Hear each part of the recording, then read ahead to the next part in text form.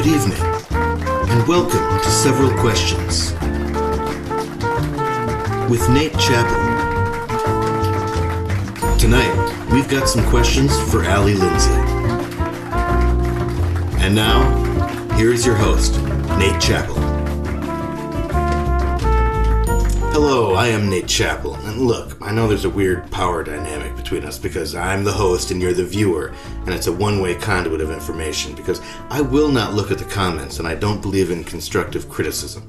I mean, look, if you know me, you know it's all destructive. Like, I am made of tissue paper and scotch tape, emotionally speaking, which is just fine with me because what I lack in durability I make up for with being easy to crush or burn. So yes, I know we have this weird power dynamic. And there's no but here. I just wanted to make that point, if I'm honest. I'm in charge, and I've got you tightly in my delicate grasp. You know, I had an idea today that I'm looking to get a little traction on. Tell me if you identify with this at all. Well, don't actually tell me. Just if you see a petition floating around, sign it. Okay, so every time I'm trying to get directions somewhere, I pull out my phone and accidentally open up Google Drive instead of Google Maps. And I finally figured out why. Because when I'm trying to get directions, it's always so I can drive there.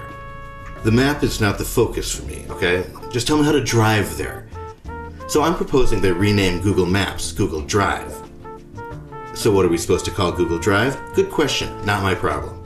Google Files or Google Maps is open now. I don't know if that really makes sense though. But it's not my problem, okay? And do you know what else is not my problem? Answering the following question because the asker specified in the subject line of their email that they wanted to ask a baby. Hey baby, I want to control my dreams. Any tips for lucid dreaming? Chasing dreams in Chattanooga. Well baby, what do you think?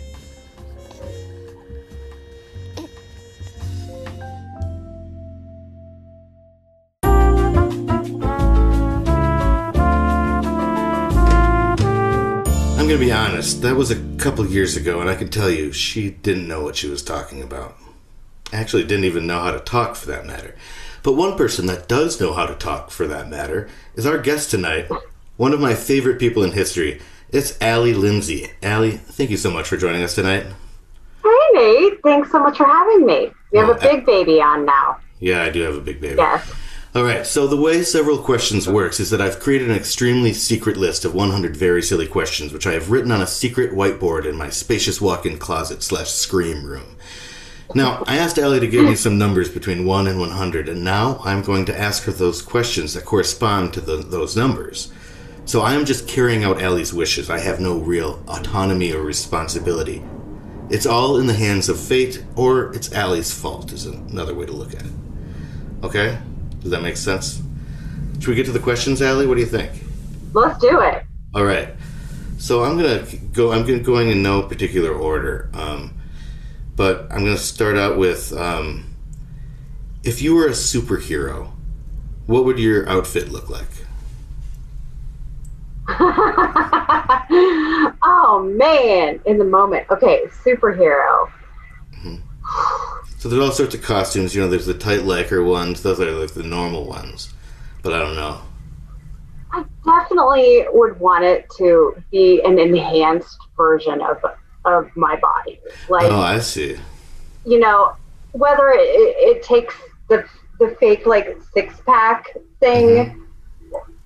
Probably, like, give me a few inches. I'm so short, I think I wouldn't have it, like, you know. Sure. And, what about color scheme? Color scheme? I think black is slimming, and I think black is intimidating.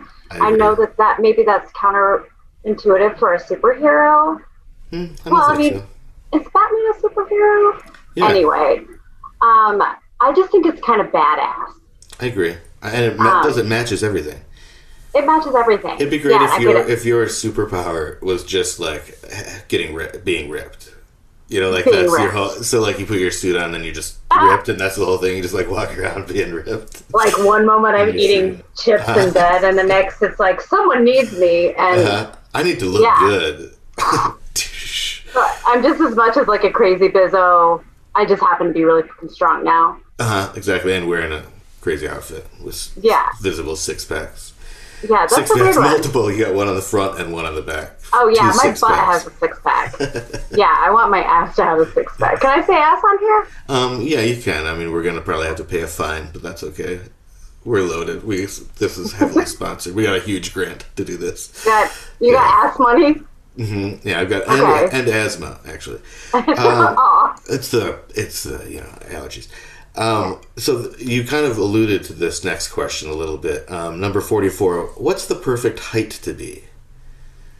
Now, full disclosure, you and I are both very short people. We are. And how do you? I guess I don't know how you feel about that.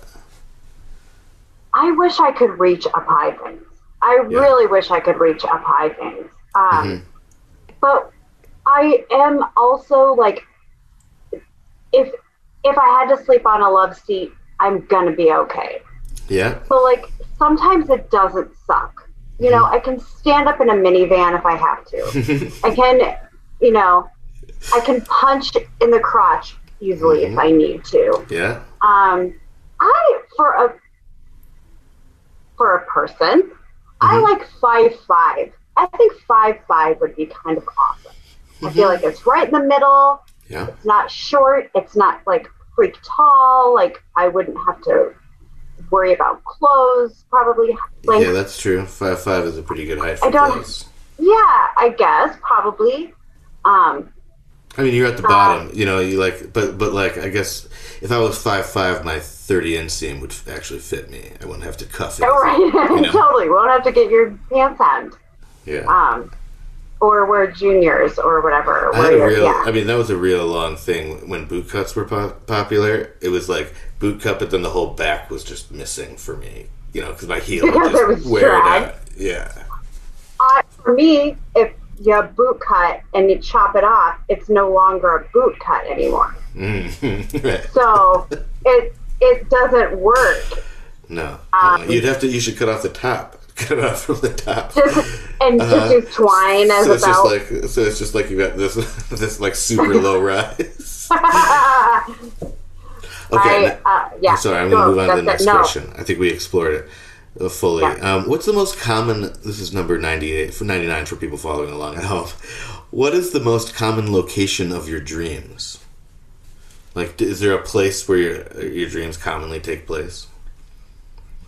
Probably the house I grew up in. Mm-hmm. That's probably a really common answer, but yeah. I would think so, but I never have dreams. No? No. Where are yours? Mine are at camp, but it's not camp. It's like at a place that I don't know, and a bunch of people have gathered there, and we're doing activities that we have to meet at a certain time for. That's like 90% of my dreams are that. Is some form of that, yeah. Oh, that sounds fun. Oh, it's not? No, sorry. No, it's not fun. They're usually stressful because I'm usually late or I got in a fight with somebody. There's a real summer camp drama feel to it, I guess. That's part of it, you know what I mean? And I was never very good at that. Nor was I involved in it except peripherally. Or if I angered some popular girl at some point, which definitely happened at a camp. I'm not naming names, but she was mad. Susan? No. I was not naming names, Allie. Oh, you can edit that. Yeah, I'll bleep it. So yeah, probably the house I grew up in, or some building, some undisclosed building that has many hallways, kind of thing. Mm-hmm, sure. Yeah. Mm-hmm. When you're feeling closed in. Nightmares. I'm talking nightmares. For sure. I only had one flying dream ever, and it was in a church basement with like a drop ceiling and everything. Like I don't. That probably says a lot about me. That totally tracks. Underground and not very high. Like I have a lot of power, but cannot exercise it very much. Were there lemon bars?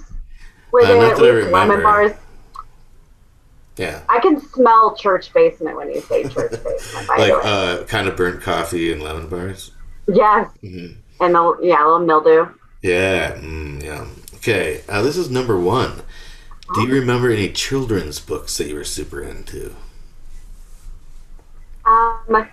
Yeah. I was definitely, tons.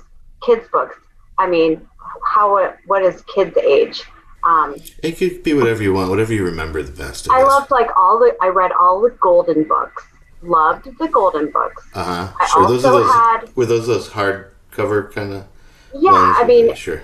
Yeah, with the gold on the side, and it was Disney, or Fox and the Hound, and like all of those. That was real gold too, when we were kids. Yeah. Did you used to chew on it? Okay. Oh, yeah, strip it off a little bit because it always starts to come off, and I'd go. I chew on everything, man. Same. Yeah. I also my Atari. Sorry to interrupt, but I had an Atari controller, Atari 2600.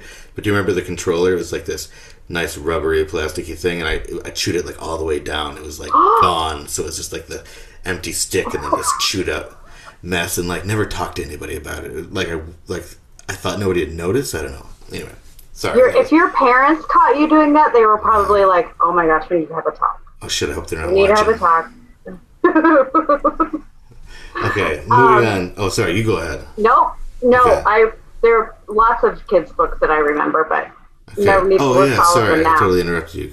Oh no! Did you have Sweet Pickles books? Sweet Pickles are great. No, I didn't. But I watched USA a lot, and USA had cartoons for Sweet Pickles. I think they're excellent. I think they're great. That was one of the commercials. So that was like Worried Walrus and stuff, like the illiterate. Yes, Beat to Iguana. Like you got them in the mail, and they all had good lessons. Okay. No, we were too poor. We had to read Mud. Oh, I don't know how I got them. Okay. Oh, this is a really good one. We've only got a minute and a half left, Allie. I can't believe that. Okay, let's do it. No, I could do this with you. You'll have to come back. Yeah. Number 13. This is you've heard of F, Marry, Kill. Fuck, Marry, Kill. Well, I do it a little differently because I'm a nice boy. So I do Hug, Marry, Kiss. Okay?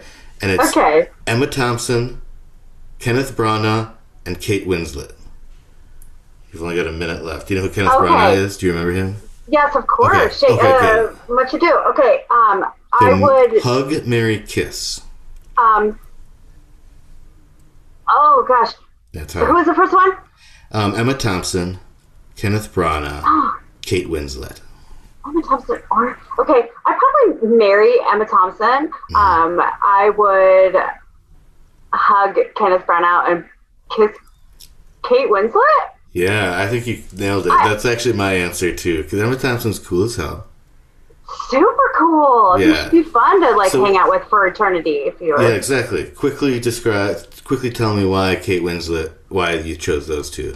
Why Kate Winslet is Kiss. I don't know. I just got done watching her on Mayor of Easttown, and I probably looked at her mouth a lot. Oh, that's right. Watching her accent. Yeah, Kate Winslet's great. She was so great, and she's closer to my height, I think. Oh, and so I'm sorry. That's all the time we have. The alarm just went off. So that is all the time we have for this section of the show. Thank you, Allie. You are truly a fan favorite, and I am that fan. Does that sound nice or mean? You decide. But first, here's an episode of our new show that's kind of like the old HBO show, Taxi Cab Confessions. Remember that show? Okay, enjoy. BRB.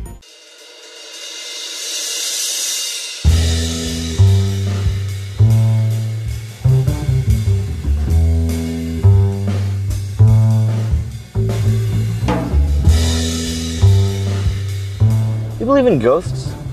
I asked because I bought this car off a dead guy and I'm afraid his spirit is haunting the car. He didn't die in here or anything. He did die in the trunk. And whenever I put anything in there, when I take it out, it smells like gas. So you tell me.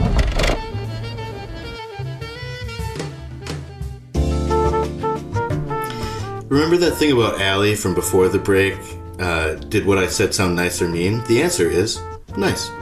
So, Allie, for the lightning round, you're going to try to answer as many of my lightning round questions in 30 seconds as you possibly can. I think the record is 8 or 9, but there's really no way to know. So let's shoot for 300. Okay, our 30 seconds begins now. On a scale of 1 to 10, what is the best number? 3. Wet socks or dry cake? Dry cake. Could you lift a car? Yes. Green thumb or mean numb? Green thumb. What's the best finger? Middle finger. Coke or pasta? Pasta. pasta. How many legs on a 7-legged spider? 6.5? Sorry. Squirrel or robin? Oh, you got 7 right. That's pretty good, Allie. Good job. Thank you, everyone, for joining us, and a big thanks to Allie Lindsay for coming on and, frankly, wasting her time in a good way. And we're all lucky she did, and that includes me. I think tonight we all learned that at the end of the Dave movie, where Kevin Kline plays a presidential body double, Dave decides to run for city council and Ellen comes to the office to volunteer. They go into his office and passionately kiss and embrace as Ellen quietly proclaims her love for Dave. Dwayne steps up and stands guard outside the office door, according to wikipedia.org. So everyone, remember to take time to think, to ask questions, to hear answers, and please remember, spoiler alert on that Dave movie thing. Sorry I didn't say it earlier. Good night. Thank you for tuning in to Several Questions with Nate Chappell. You can find more shows at Wolfout TV on YouTube or go to wolfout.tv on internet.